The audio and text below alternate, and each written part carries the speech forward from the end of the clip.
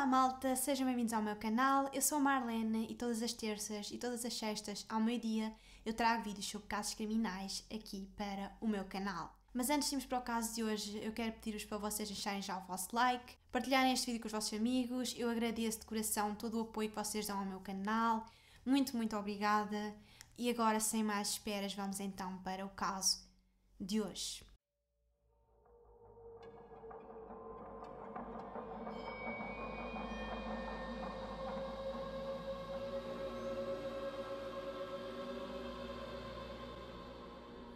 Colleen Stan nasceu no dia 31 de dezembro de 1956 em Oregon, nos Estados Unidos.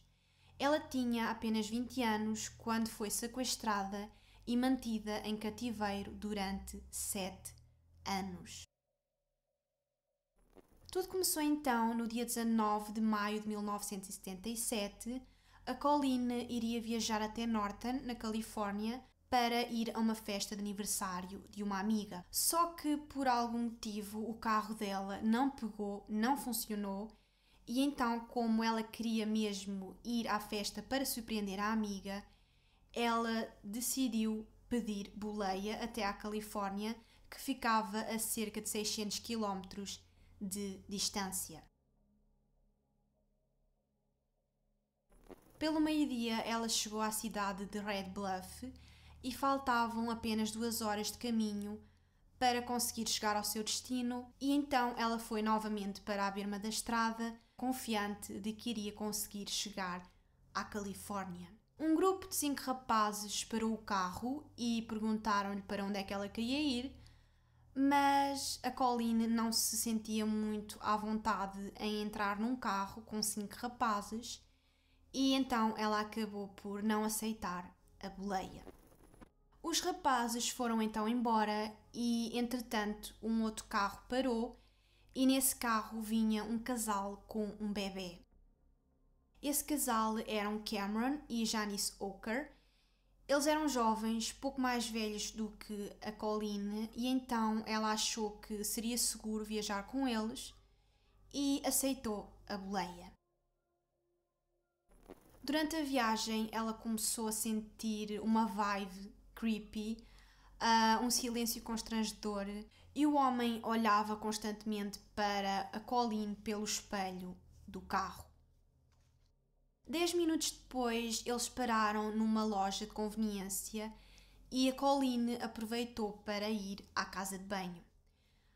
Enquanto estava na casa de banho, ela começou a sentir um frio na barriga e uma sensação estranha de querer fugir dali e correr para longe. Mas ela pensou que fosse por causa da ansiedade de conseguir chegar à Califórnia e então ela não ligou e voltou para o carro. Quando ela estava a entrar no carro, ela reparou numa caixa esquisita que estava no banco de trás do carro e ela teve a sensação que aquela caixa não estava ali antes. Mas ela pensou que fosse apenas impressão sua. Eles continuaram então a viagem e 20 minutos depois o homem perguntou-lhe se havia algum problema se eles parassem para descansar. A Colleen disse que estava tudo ok e então eles mudaram de rota. O homem conduziu então até a uma área isolada e quando eles chegaram lá a mulher saiu do carro e tirou o bebê e afastou-se alguns metros. E nesse momento a Colleen reparou que o homem tinha desaparecido. Ela olhou em volta e viu que estava completamente sozinha naquele sítio e então ela começou a ficar bastante assustada porque ela não estava a entender nada do que é que estava a acontecer. E do nada o homem aparece, abre a porta do carro, puxa a Colleen para fora do carro e coloca-lhe uma faca no pescoço. Ele venda-lhe os olhos e pega naquela caixa misteriosa que estava ali no banco de trás do carro e coloca essa caixa na cabeça da Colleen. Ela tentou gritar, mas não conseguiu porque dentro da caixa existia uma espécie de tecido e então os gritos eram abafados.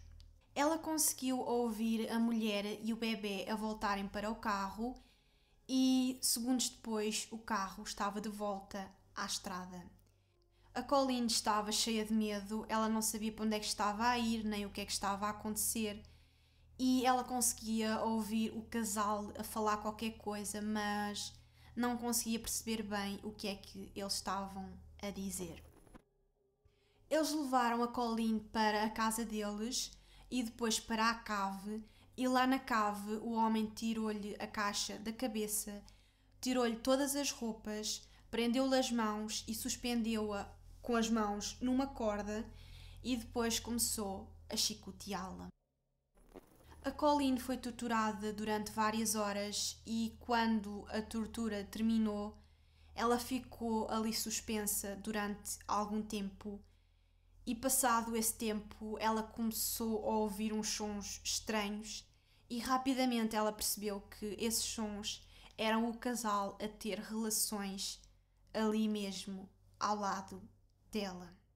Quando eles terminaram, o homem soltou as mãos à Colleen, mas colocou-a dentro de uma enorme caixa escura.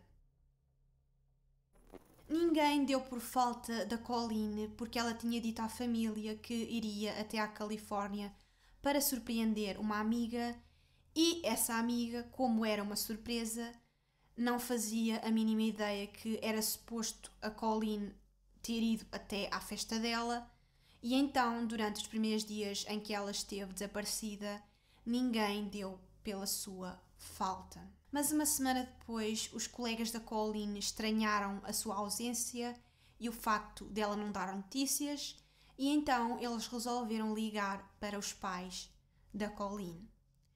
Os pais da Colleen pensavam que ela estava na Califórnia e então eles ficaram preocupadíssimos porque eles não faziam a mínima ideia que ela estava desaparecida e eles começaram a procurar por ela, ligaram para vários amigos. Ninguém sabia onde ela estava e então eles acabaram por reportar o desaparecimento à polícia. Durante 2 semanas eles procuraram a Colleen por todo o lado, mas não existiam pistas que eles pudessem seguir e a família começou mesmo a pensar que ela tivesse fugido ou que ela tivesse entrado para um grupo de culto satânico. Enquanto isso, a Colleen foi mantida completamente nua dentro da caixa e o Cameron ameaçava que, se ela gritasse, ele iria lhe cortar as cordas vocais. Ela passava a maior parte do tempo dentro dessa caixa e apenas podia sair para ficar suspensa, ser chicoteada, comer e beber e depois voltava para dentro da caixa. Durante o dia, enquanto ela estava presa dentro da caixa, o Cameron e a Janice faziam a sua vida normal, como se não tivessem uma pessoa ali presa dentro de uma caixa. A Janice tomava conta da casa e conta do bebê e o Cameron saía para trabalhar. Mas quando ele voltava, ele ia direto até à cave para torturar a Colleen. 8 meses depois, em janeiro de 1988, o Cameron teve a ideia de inventar uma mentira para aterrorizar a Colleen e fazer com que ela não tentasse fugir.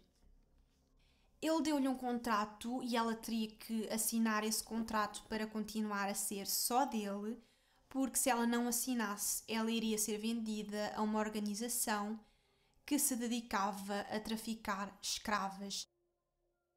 Eles estavam a vigiar a casa e sabiam tudo sobre ela e sobre a família dela, e se ela tentasse gritar ou fugir, eles viriam atrás dela e atrás da família dela. Ela teria também que passar a tratar o Cameron por mestre e apenas podia falar quando ele desse autorização para ela o fazer. Ela ficou completamente assustada, ela não queria que nada de mal acontecesse à família dela e então ela acabou por assinar o contrato. Depois disso, ela começou a ter um pouco mais de liberdade. Ela tinha agora autorização para sair da caixa e fazer todo o trabalho doméstico. E sempre que o Cameron gritava atenção, ela despia-se, colocava as mãos no ar e dizia sim, senhor. Com o tempo, o Cameron foi-se começando a aproximar mais da Colleen e ele acabou por dizer-lhe que a Janice era uma pessoal que ele tinha salvado da organização. Quando eles conheceram, a Janice era uma jovem que sofria de epilepsia, de autoestima bastante baixa, e então, por causa disso, ela era bastante fácil de manipular. O Cameron foi o seu primeiro namorado e ele era um homem bastante manipulador e ele conseguiu mesmo convencer os pais de Janice a deixá-lo namorar com a filha deles. A Janice começou a ser a do Cameron, ele batia-lhe, torturava, tratava-a mal, fazia-lhe exatamente o que ele fazia agora com a Colleen, porque por algum motivo ele obtinha prazer no sofrimento e no medo das outras pessoas. No dia 18 de janeiro de 1975, ele e a Janice casaram, mas a Janice continuou a ser bastante maltratada. A violência era tanta que ela não conseguia tolerar mais aquilo e então eles conversaram e chegaram à conclusão de que teriam que arranjar uma outra mulher para ser, mas com a condição de que ele não se poderia envolver sexualmente com essa nova mulher, apenas torturá-la, tratá-la mal, fazê-la limpar a casa e coisas assim. Mas o Cameron não estava a cumprir a sua parte do acordo e a Janice reparou que ele estava a ficar cada vez mais próximo da Colleen e tinha-lhe até dado uma alcunha de Kai. Ela decidiu então fazer-lhe um teste para ver se ele seria ou não fiel à promessa que tinha feito. E então, um dia, quando ele chegou do trabalho, ela disse-lhe que ele podia se envolver sexualmente com a Colleen se quisesse, não havia qualquer problema. E assim que ele ouviu estas palavras, ele correu para a cave, tirou a Colleen da caixa e envolveu-se sexualmente com ela, obviamente contra a vontade dela. A Janice ficou desapontada, mas ela não podia fazer nada porque tecnicamente ela tinha-lhe dado autorização. Em maio de 1978, eles mudaram-se para uma casa móvel e, como nessa casa não existia uma caixa onde ele pudesse colocar a Colleen, ele resolveu construir uma. Nessa casa existia um colchão de água e então, por baixo do colchão, ele construiu um compartimento e a Colleen foi colocada dentro desse compartimento, por baixo do colchão de água. Ela passava lá todo o seu tempo e apenas podia sair para cozinhar e comer. Em 1980, 2 anos depois de ter sido sequestrada, o Cameron disse-lhe que tinha um presente de Natal para ela. Ela poderia ligar à sua família, mas com a condição de não dizer onde estava e teria que dizer que estava muito, muito feliz. Porque se ela tentasse dizer alguma coisa que não devia, a organização vinha atrás dela e atrás da família dela. A Colleen ficou imensamente ansiosa por falar com a família e então ela aceitou todas as regras. A família ficou extremamente feliz por ouvir a voz dela, por ela estar viva. Eles fizeram, obviamente, imensas perguntas, onde é que ela estava, mas obviamente ela não respondeu a nada, porque obviamente o Cameron estava ali ao lado a ouvir tudo e ele mandou-a terminar a chamada quando percebeu que ela poderia falar demais. Ela disse à família que estava bem, para eles não se preocuparem, e então eles não desconfiaram de absolutamente nada. À medida que o tempo ia passando, a Colleen ia conseguindo aos poucos ter mais liberdade e o Cameron começou a deixá-la fazer jogging e a trabalhar no jardim, mas à noite ela continuava a dormir na caixa. Haviam imensos telefones pela casa, mas mesmo assim a Colleen nunca tentou fugir, porque ela estava mesmo convencida que se dissesse alguma coisa, gritasse, fugisse, a organização vinha mesmo atrás dela. Como eu já vos disse, a Janice tinha imensos ciúmes da Colleen. Ela não gostava nada de ter que partilhar o marido com outra mulher e do Cameron se estar a aproximar cada vez mais da Colleen, mas ainda assim, apesar de não querer a Colleen ali, ela não fez nada para que ela fosse libertada.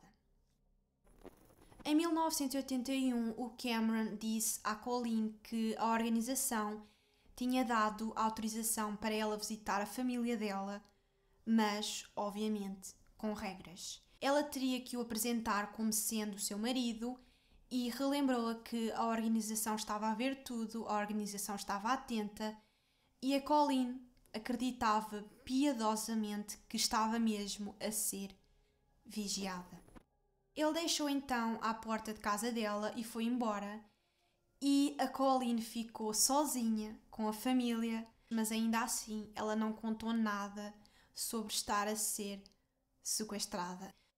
Horas depois, o Cameron voltou e, tal como combinado, a Colleen apresentou-o à família como sendo seu marido. No meio da conversa, a família da Colleen acabou por perguntar-lhes onde é que eles viviam e o Cameron acabou por inventar que estavam em processo de mudanças e que iriam depois mandar o endereço. Quando eles estavam a ir embora, a mãe da Colleen pediu para eles tirarem uma fotografia e eles tiraram mesmo uma fotografia como se fossem um casal super feliz e super apaixonado. Eles foram então embora e a Colleen foi novamente colocada dentro da caixa e o Cameron meio que se arrependeu de a ter levado a ver a família porque ele achou que lhe tinha dado demasiada liberdade e então por causa disso a Colleen passou a viver na caixa. Passados uns tempos, a Colleen conseguiu convencer o Cameron a deixá-la trabalhar fora de casa, a ter um emprego para assim poder ajudar nas despesas da casa. O Cameron acabou por concordar e então a Colleen acabou por arranjar emprego a limpar quartos num motel. Passados uns tempos, o Cameron disse à Janice que queria construir uma masmorra para ter mais escravos e queria que a Colleen o ajudasse a construir essa masmorra. A Janice acabou por começar a sentir pena da Colleen e a vê-la como um ser humano e então, enquanto o Cameron estava fora a trabalhar, a Janice começou a deixar a Colleen sair da caixa e elas começaram a ler a Bíblia juntas. E sem o Cameron saber, elas começaram também a frequentar a igreja todas as semanas. No dia 9 de agosto de 1984, a Janice foi até à igreja falar com o padre e ela acabou por contar-lhe toda a situação da Colleen e que o marido tinha 2 mulheres e o conselho que o padre lhe deu foi que ela tinha de o deixar. E então foi nesse momento que a Janice tomou a decisão de terminar com tudo aquilo.